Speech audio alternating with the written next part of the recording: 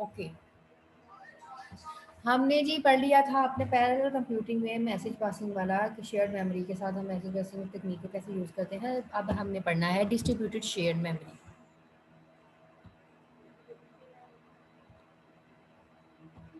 Ji, distributed share memory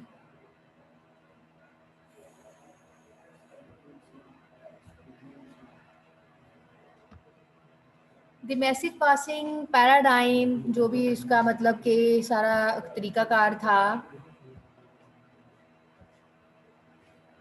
often not as attractive for programmers as the shared memory paradigm. Yes, message passing technique, shared memory इतना ज़्यादा attractive way नहीं है। So it usually require the programmers to use explicit the message passing. ठीक है, इतना time नहीं होता programmers के पास कि वो मैसेज पासिंग टेक्निक से ज़रिए काम करें, कोड करें, ठीक है, फिर उनको मर्ज करें, तो बहुत सारे एरर्स आने के चांसेस होते हैं इस फॉर्म में। ठीक है, कोडिंग के लिए तो ये बिल्कुल भी बेस्ट नहीं है and makes program difficult to debug. Message passing programming has been compare to low level assembly language programming using the internal language of the processor. Data can not be shared, it must be copied. ठीक है, अब actually ये है कि जो आपका message passing system था, ठीक है, डाटा शेयर नहीं हो सकता लेकिन हम कॉपी ज़रूर कर सकते थे। मैसेज पासिंग था ना, मैसेज पासिंग सिस्टम था। This may be problematic in application that require multiple operations across large amount of data. तो ये ज़्यादा लार्ज अमाउंट ऑफ डाटा के लिए बिल्कुल भी सही नहीं थी तकनीक। And then the message passing paradigm has the advantage special synchronization mechanism are not necessary for controlling simultaneously access to the data. These synchronization mechanism can significantly increase the execution time of the parallel program. ठीक है, ये इसका advantage था कि जब आप message passing करते हैं तो उसकी जो सिग्निफिकेंट है, उसकी सिंक्रोनाइजेशन है वो ज़्यादा फास्ट हो जाती है। ठीक है, पैरेलल टाइम, पैरेलल के अकॉर्डिंग, बिकॉज ये पैरेलल कंप्यूटिंग की टाइप्स ही हैं। जब हम शेयर्ड मेमोरी की बात की थी हमने, is desirable from a programming point of view. Several researchers have pursued the concept of distributed share memory. ठीक है, उन्होंने कहा कि बजाय इसके कि शेयर्ड मेमोरी का कॉन्सेप्ट हो तो क्यों ना आप इसके अंदर अपनी डिस्ट्रीब्यूटेड सिस्टम का कॉन्सेप्ट लेके आएँ। ठीक है, तो ये जो मेथड है ये क्या सजेस्ट करता है, distributed share memory system, the memory is physically distributed with each processor. Yes, आपको ये बड़े अच्छे से पता होगा अब, क्योंकि हम जितना हमने इसके बारे में पढ़ लिया है, डिस्ट्रीब्यूटेड मैसेज पासिंग या फिर पैरेलल कंप्यूटिंग, शेयर्ड मेमोरी, ये चीज़ें हमने पढ़ ली हुई है। तो डिस्ट्रीब्यूटेड कंप्यूटिंग में यही कॉन्सेप्ट है कि आपके पास हर पीसी के पास अपना प्रोसेसर, अपना सिस्टम यूनिट, अपना सब सेटअप होता है। ठीक है, फिजिकल अपनी मेमोरी, अपना प्रोसेसर, हर चीज़ उसके पास अपनी होती है।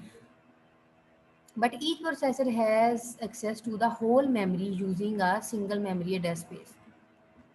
अब चूंकि ये पैरेलल की टाइप के अंदर डिस्ट्रीब्यूटेड सिस्टम आ रहा है, तो इसके अंदर ये कॉन्सेप्ट आएगा कि डिफरेंट प्रोसेसर्स तो हैं लेकिन वो as a single memory address space को यूज़ कर रहे हैं। तो इसमें मैसेज पासिंग सिस्टम नहीं है। मैसेज पासिंग सिस्टम में ये है कि आप प्रोसेसर एक है और मेमोरी भी एक है, तो उसमें एक काम से दूसरे काम में जाने के लिए हम जो है मैसेज पास कर रहे हैं, तो यहाँ पे प्रोसेसर्स की वजह से मैसेज पासिंग सिस्टम जो है वो ओवरकम हो गया। For a processor to access a location not in its local memory, message passing occurs to pass data between the processors and the memory location, but in some automated way that hides the fact that memory is distributed. उसमें तो चले मान लिया कि हमारे पास location एक है लेकिन डिस्ट्रीब्यूटेड में हमारे पास लोकेशन बाउंड नहीं होती। डिस्ट्रीब्यूटेड का मतलब ही यही है। Of course, accesses to remote locations will incur a greater delay and usually significantly greater delay than the जो आपका लोकल एक्सेस है उससे रिलेटेड आपका जो है ज़्यादा डिले इस सेंस में होगा, because distributed computing different locations के ऊपर पड़ी हुई है और आपकी एक लोकेशन के ऊपर नहीं है। तो हम यहाँ पे रिमोटली ही लोकेशंस को एक्सेस कर रहे हैं लेकिन मैसेज पासिंग के थ्रू नहीं, डिस्ट्रीब्यूटेड सिस्टम के थ्रू कर रहे हैं विद अ सिंगल मेमोरी। जब हम मल्टी प्रोसेसर सिस्टम को डिज़ाइन करते हैं in which the memory is physically distributed but operates as a shared memory. Okay, memory आपकी जो एक्चुअली आपका मल्टी प्रोसेसर्स हैं वो एज अ फिजिकली डिस्ट्रीब्यूट हुए हैं, लेकिन मेमोरी जो है वो आपकी एज अ शेयर्ड हुई है and appears from the programmers perspective as shared memory. ठीक है, मल्टी प्रोसेसर्स असाइन किए हैं, फिजिकल डिस्ट्रीब्यूट किए गए हैं, लेकिन जो आपकी मेमोरी है वो एज अ प्रोग्रामर जो है वो सबको शेयर कर रहा है।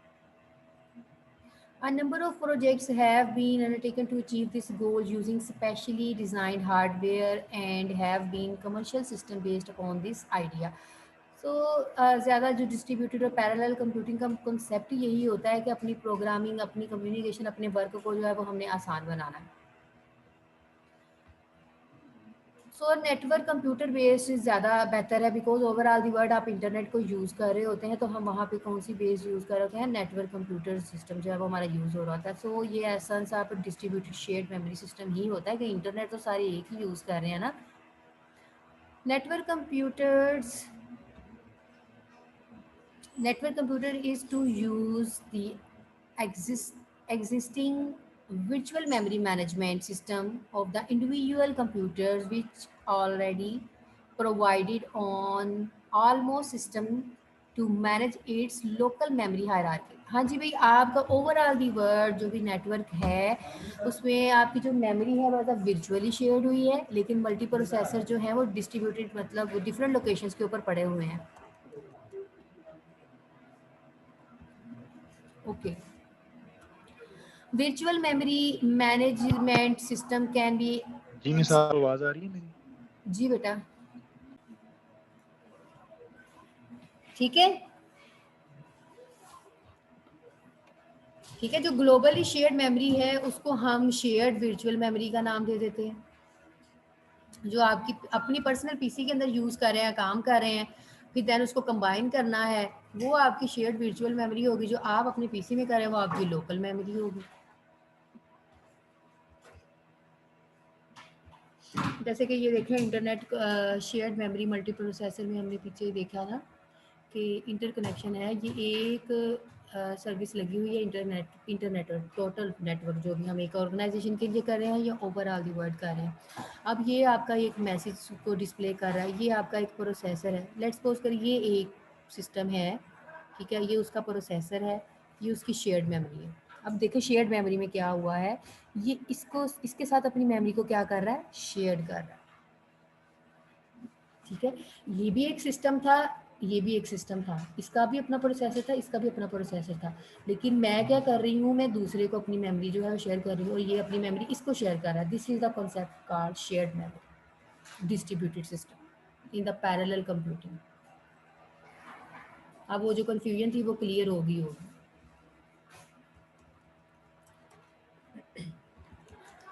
हाँ जी, उसके बाद आती है आपकी टर्म जी अली हसन।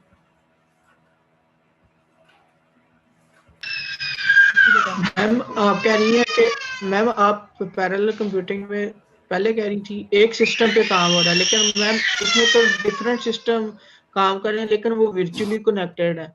हाँ ये देखे ना, अभी ये डायग्राम बेटा, ये देखो ये डायग्राम है ना, ये आपको क्लियर इस चीज़ का कॉन्सेप्ट क्लियर हो रहा है।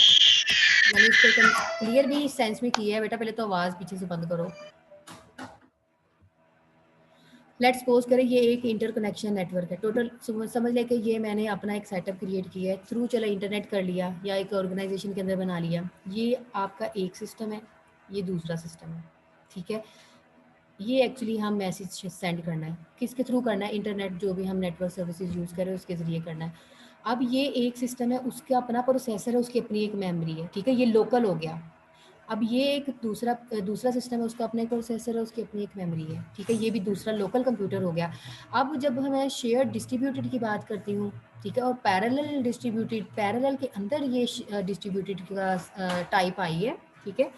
तो यहाँ पे ये वाला क्या करेगा, ये सिस्टम अपनी मेमोरी इसके साथ शेयर करेगा और ये उसके साथ करेगा। This is the actually virtually shared memory.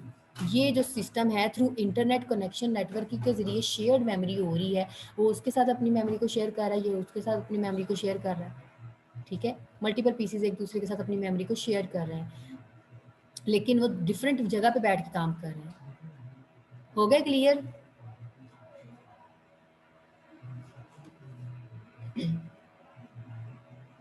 Hand raise कर दें अगर बोलना नहीं है।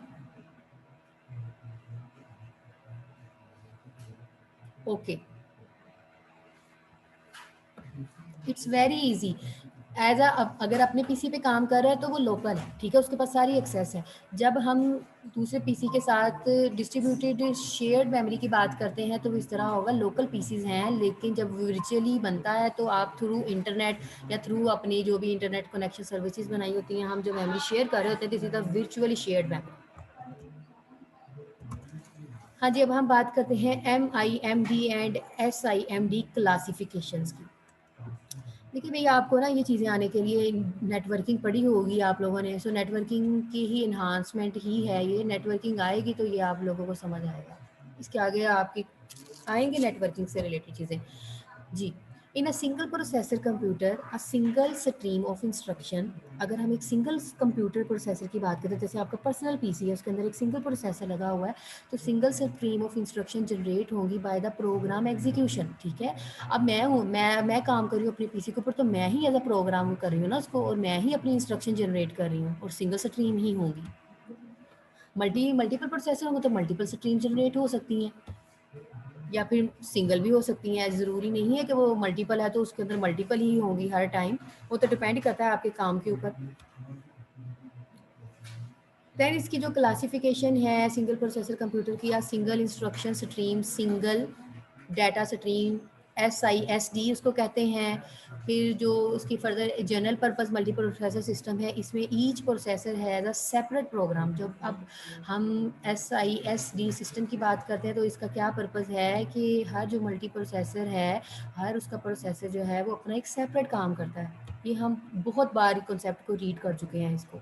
And one instruction stream is generated from each program for each processor. Yes, अब हर जो इंस्ट्रक्शन जनरेट हो रही है वो हर एक प्रोग्राम अपने एक प्रोसेसर के ऊपर काम कर रहा है। Each instruction operates upon different data. Yes, कोई भी किसी के साथ रिलेट नहीं कर रहा, वो एंड पे जब भी अगर मतलब हमने जमा करना होगा तब हम उसको कंसाइज कर लेंगे।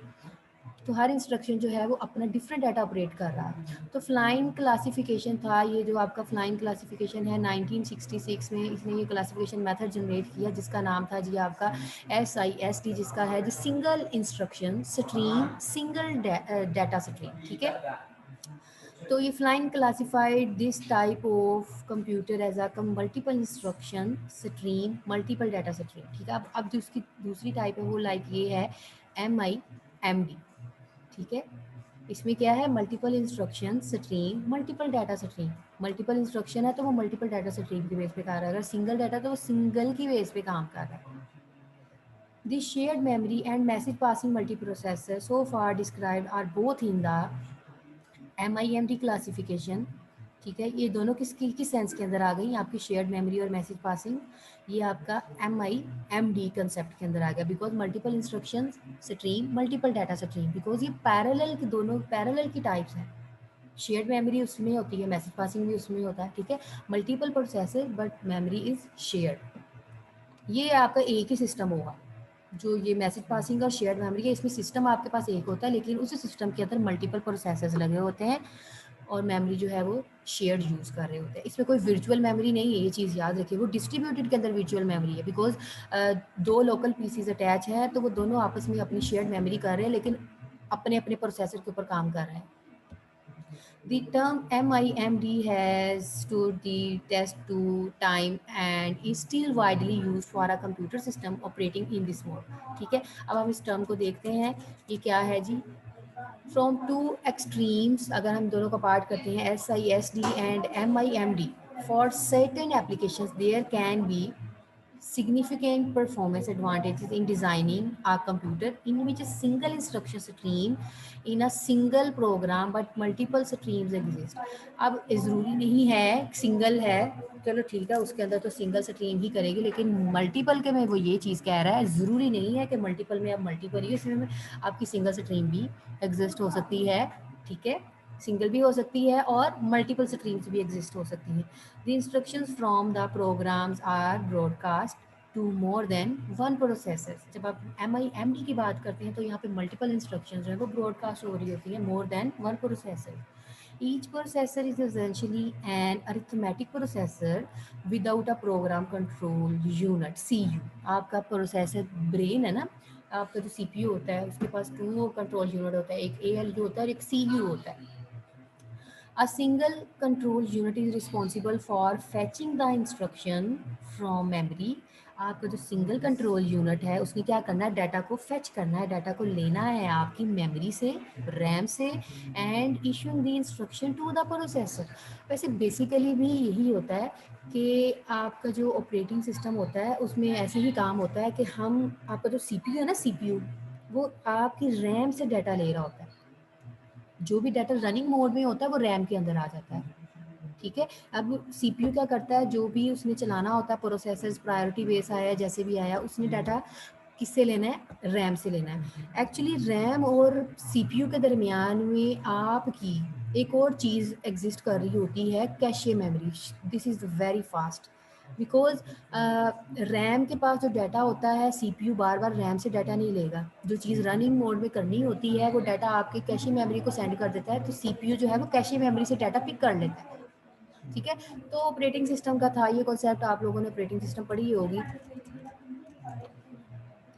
Each processor execute the same instruction in the synchronism. मतलब कि सिंक्रोनाइजेशन का मेथड है, उसमें सारे इंस्ट्रक्शन जो है वो एक ही वे के साथ काम करेंगे। बेशक प्रोसेसर्स डिफरेंट है लेकिन उनका सिनेरियो तो सेम ही है ना। अगर आप पैरेलल कंप्यूटिंग चला रहे हैं तो सिनेरियो तो सबको सेम ही देंगे, but using different data. Yes, method scenario same है लेकिन उनकी स्कीम जो है वो डिफरेंट है।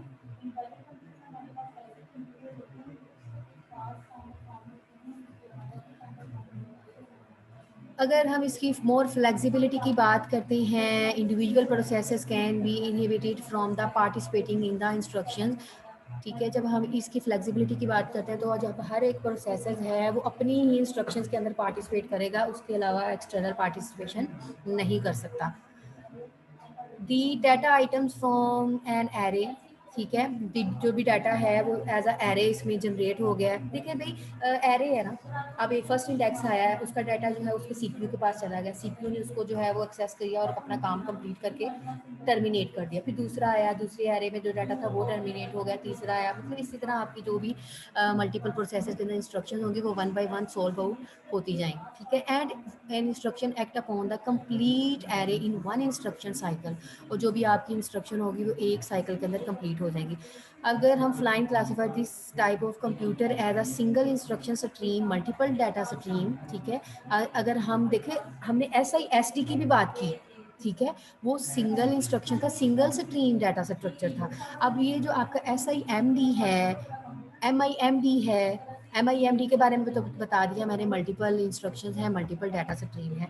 अब सिंगल आपकी इंस्ट्रक्शन स्ट्रीम है लेकिन मल्टीपल डाटा है, तो इसको देखते हैं। The SIMD type of computer was developed because there are a number of important applications that mostly operate on upon the data array। देखो, स्ट्रीम एक है, एरे एक है, एरे बना दिया आपने तो वो एज अ सिंगल स्ट्रीम को आप रिप्रेजेंट कर रहा है, लेकिन उसके अंदर मल्टीपल डाटा पड़ा हुआ, तो तब हमें ये कॉन्सेप्ट जनरेट करना पड़ा कि SIMD जो है इस कॉन्सेप्ट को जनरेट किया जाए कि इस वे से भी आपकी कंप्यूटिंग जो है वो परफॉर्म हो सकती है। For example, most computer simulation of physical system from molecular system to weather forecasting, ठीक है, उस सेंस में भी हम इसको फॉरकास्टिंग के लिए भी SIMD को यूज़ किया जा सकता है। तो इसमें मैनिपुलेशन है कि सिंगल डाटा स्ट्रीम है लेकिन मल्टीपल डाटा स्ट्रीम को यूज़ करते हुए हम इंस्ट्रक्शन जो है वो रन कर सकते हैं। सिंगल डाटा इंस्ट्रक्शन है लेकिन अगर लेट्स सपोज करें एक प्रोसेसर बिजी है तो वो दूसरे के पास चला जाएगा, दूसरा बिजी है तो वो तीसरे के पास चला जाएगा। एक्चुअली ये ज़्यादा वेदर फॉरकास्टिंग या प्रिडिक्शन मेथड के लिए हम इसको यूज़ करते हैं। सो ज़्यादा एफिशिएंट मेथड है SIMD और MIMD, बिकॉज यही आप लोगों का टॉपिक था इस चीज़ में। तो अगर दोनों के पॉइंट ऑफ व्यू की बात करते हैं तो कंट्रोल जो आपकी इंस्ट्रक्शन है एग्जीक्यूट होती है by separate control unit. Yes भाई, जो भी है आपके प्रोसेसर के अंदर दो पार्ट होते हैं, एक तो ALU वाला काम ही नहीं है यहाँ पे सिर्फ और सिर्फ कंट्रोलिंग का काम हो रहा है। भाई मैंने एग्जीक्यूशन करवानी है, मैंने अपनी इंस्ट्रक्शंस रन करवानी है, मेरे कंप्यूटर के ऊपर काम हो रहा है, तो आपका जो CPU है वो कंट्रोल यूनिट की बेस पे काम करेगा। यहाँ पे हम इस चीज़ को कंसीडर नहीं कर सकते computer in this text as they are specially design computer, ठीक है। यहाँ पे एक्चुअली ये एक स्पेसिफिक एप्लीकेशन के लिए है। Computer today can have SIMD instruction for multimedia and graphics application. Yes, आजकल जो आप लोगों के सिस्टम चल रहे हैं वो आपके SIMD बेस है। अगर हम MIMD की भी बात करें तो वो ज़्यादा एडवांस लेवल वर्किंग के लिए काम करते हैं। अब ये उसका स्ट्रक्चर बनाया गया है, ठीक है। दोनों के मल्टी प्रोसेसर है, मल्टीपल डाटा स्ट्रीम्स हैं। जैसे कि अब ये डाटा है, ये एक प्रोसेसर है, ये एक डाटा है, ये प्रोसेसर है, ठीक है। आप लोगों ने सबसे पहले कंप्यूटर का जो आप फर्स्ट सेमेस्टर में आए होंगे, फर्स्ट सेमेस्टर में क्या कंप्यूटर की बेसिक इसी से स्टार्ट होती है। डाटा एंटर करेंगे तो प्रोसेसर अपना जो है वो काम करेगा, ठीक है। प्रोसेसर का काम है जस्ट प्रोसेसिंग करना। देन आपको जो रिजल्ट प्रोवाइड करता है वो आपकी इंस्ट्रक्शन होती है, वो प्रोग्राम होता है, ठीक है।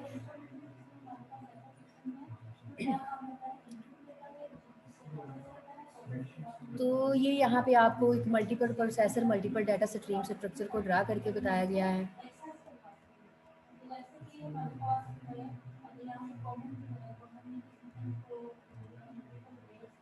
इसमें कुछ टर्म्स हैं, जैसे कि ये MMX है, मल्टीमीडिया एक्सटेंशन इंस्ट्रक्शंस। अगर हम मल्टीमीडिया की एक्सटेंशंस वगैरह के लिए काम करना चाह रहे हैं, लाइक मल्टीमीडिया से रिलेटेड, जैसे कि ऑडियो हो गया, टेक्स्ट हो गया, वीडियो हो गया, तो उसके लिए फिर हम ये वाली एप्लीकेशन इस तरह के फॉर्मेट जो है, ये तो डिपेंड करता है ना कि आपके कंप्यूटर के अंदर सेटअप कैसे किया गया, आपने एक एप्लीकेशन कैसी बनाई है, ये आपका प्रोग्रामर डिसाइड करता है। अब मैंने कोई एप्लीकेशन सॉफ्टवेयर तैयार करना है मल्टीमीडिया की, कि वो मतलब कि सिंगल इंस्ट्रक्शन और मल्टीपल डाटा स्ट्रीम के साथ काम करे, तो फिर वो मल्टीमीडिया के कंसेप्ट के साथ MMX को जो है वो एक्सटेंड कर देगा, ठीक है। ये तो एक्सटेंशन है ना, तो ये तो आपके जो डेवलपर्स होते हैं वो ही इन चीज़ों को यूज़ करते हैं।